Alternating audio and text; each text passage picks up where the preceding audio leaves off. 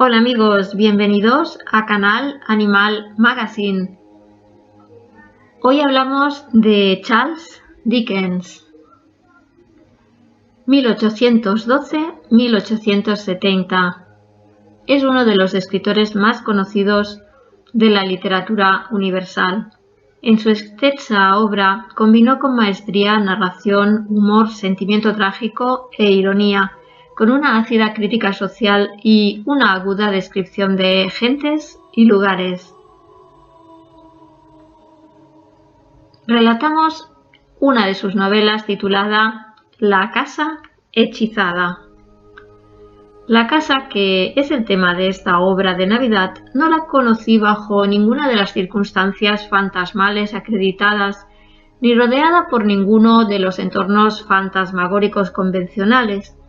La vi a la luz del día, con el sol encima. No había viento, lluvia ni rayos. No había truenos ni circunstancia alguna horrible o indeseable que potenciara su efecto. Más todavía, había llegado hasta ella directamente desde una estación de ferrocarril. No estaba a más de 2 kilómetros de distancia de la estación, y en cuanto estuve fuera de la casa, mirando hacia atrás el camino que había recorrido, pude ver perfectamente los trenes que recorrían tranquilamente el terraplén del valle. No diré que todo era absolutamente común, porque dudo que exista tal cosa, salvo personas absolutamente comunes, y ahí entra mi vanidad. Pero asumo afirmar que cualquiera podría haber visto la casa tal como yo la vi en una hermosa mañana otoñal. La forma en que yo la vi fue la siguiente. Viajaba hacia Londres desde el norte con la intención de detenerme en el camino para ver la casa. Mi salud requería una residencia temporal en el campo, y un amigo mío que lo sabía y que había pasado junto a ella me escribió sugiriéndomela como un lugar probable. Había subido al tren a medianoche. Me había quedado dormido y luego desperté y permanecí sentado mirando por la ventanilla en el cielo las estrellas del norte, y me había vuelto a dormir para despertar otra vez y ver que la noche había pasado.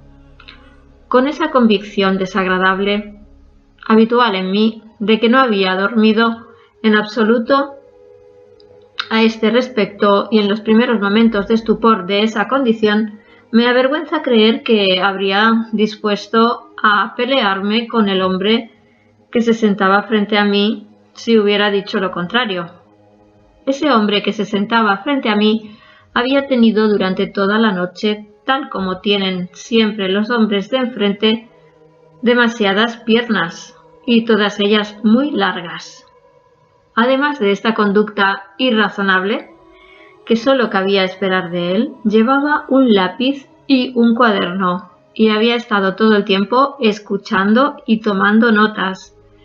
Me habría parecido que esas irritantes notas se referían a los traqueteos y sacudidas del coche, y me habría resignado a que las tomara bajo la suposición general de que era un ingeniero, si no hubiera estado mirando fijamente por encima de mi cabeza siempre que escuchaba.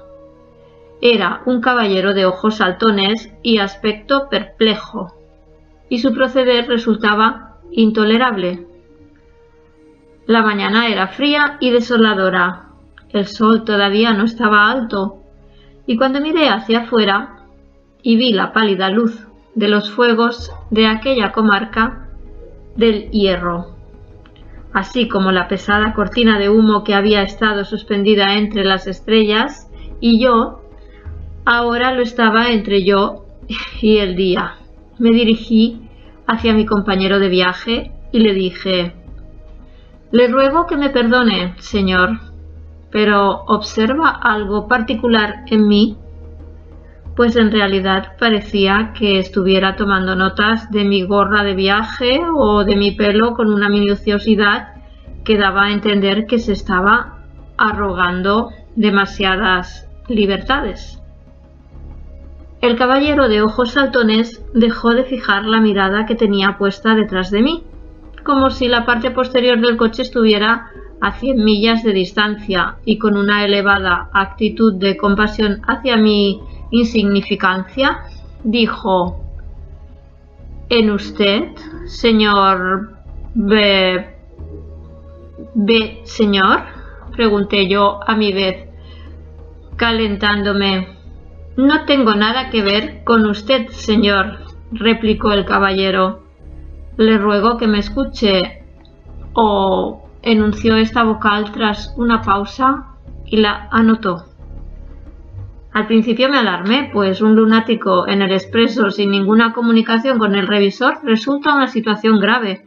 Me alivió el pensar que el caballero podía ser lo que popularmente se llama un medium, perteneciente a una secta de la que algunos miembros me merecen respeto máximo aunque no crea en ellos. Iba a hacerle esa pregunta cuando me quitó la palabra de la boca. «Espero que me excuse», dijo el caballero con tono despreciativo, «si me encuentro muy avanzado con respecto a la humanidad común como para preocuparme por todo esto. He pasado la noche, como en realidad paso ahora todo mi tiempo, en una relación espiritual». «Ah», exclamé yo con cierta acritud. Las conferencias de la noche empezaron con este mensaje, siguió diciendo el caballero mientras pasaba varias hojas de su cuaderno. «Las malas comunicaciones corrompen las buenas maneras». «Es sensato», intervine yo, «pero ¿te es absolutamente nuevo?» «Es nuevo, viniendo de los espíritus», contestó el caballero. Solo fui capaz de repetir mi anterior y agria exclamación y preguntar si podía ser favorecido con el conocimiento de la última comunicación. «Un pájaro en mano vale más que dos en el bosque», anunció el caballero leyendo con gran solemnidad su última anotación. «Soy verdaderamente de la misma opinión», comenté yo, «pero ¿no debería ser bosque?» «A mí me llegó busque», replicó el caballero. Luego el caballero me informó que en el curso de la noche el espíritu de Sócrates le había hecho esa revelación especial. «Amigo mío, espero que se encuentre bien. En este coche del tren somos dos. ¿Cómo está usted?» «Aquí hay 17.479 espíritus, aunque usted no pueda verlos. Pitágoras está aquí. No puede mencionarlo, pero espera que a usted le sea cómodo el viaje». También se había dejado caer Galileo con la siguiente comunicación científica: «Estoy encantado de verle, amico. ¿Cómo está? El agua se congelará cuando esté lo bastante fría. Adiós». En el curso de la noche se había producido también el fenómeno siguiente. El obispo Butler había insistido en deletrear su nombre Bobler, quien había sido despedido destempladamente por las ofensas contra la ortografía y las buenas maneras. John Milton, sospechoso de un engaño intencionado, había repudiado la autoría del Paraíso Perdido y había introducido como coautores de ese poema a dos desconocidos caballeros llamados respectivamente Grangers y Scandington, y el príncipe Arturo, sobrino del rey Juan de Inglaterra, había informado que se encontraba tolerablemente cómodo en el séptimo círculo, donde estaba aprendiendo a pintar sobre terciopelo bajo la dirección de la señora Traimer y María, la reina de los escoceses.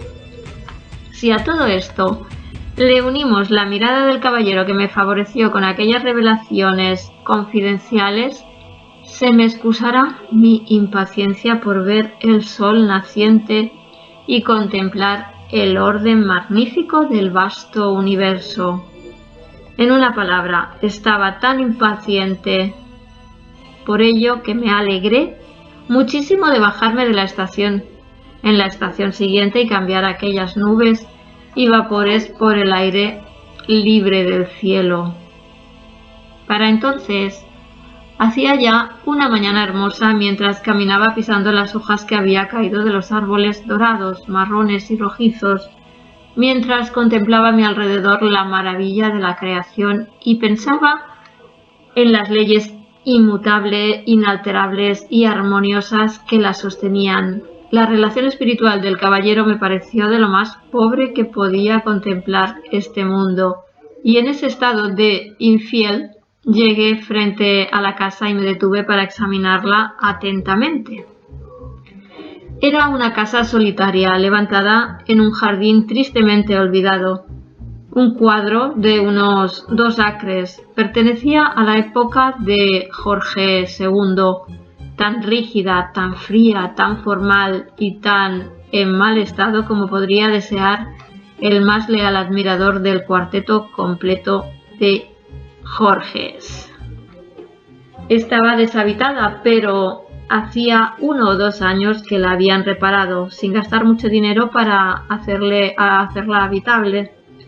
Y digo de una manera barata porque lo habían hecho superficialmente, por lo que, aunque los colores se mantuvieran frescos, la pintura y la escayola se estaban cayendo ya. Un tablero colgado sobre el muro del jardín y más inclinado por un lado que por el otro, anunciaba que se alquila en condiciones muy razonables, bien amueblada. Resultaba muy sombría por la proximidad excesiva de los árboles, y en particular había 6 altos álamos delante de las ventanas principales, lo que las volvía excesivamente melancólicas, pues era evidente que la posición había sido muy mal elegida. Era fácil ver que se trataba de una casa evitada, una casa a la que rehuía el pueblo, hacia el que se desvió mi vista por causa del campanario de una iglesia situada a menos de 1 kilómetro, una casa que nadie aceptaría, y la deducción natural era que tenía fama de ser una casa encantada.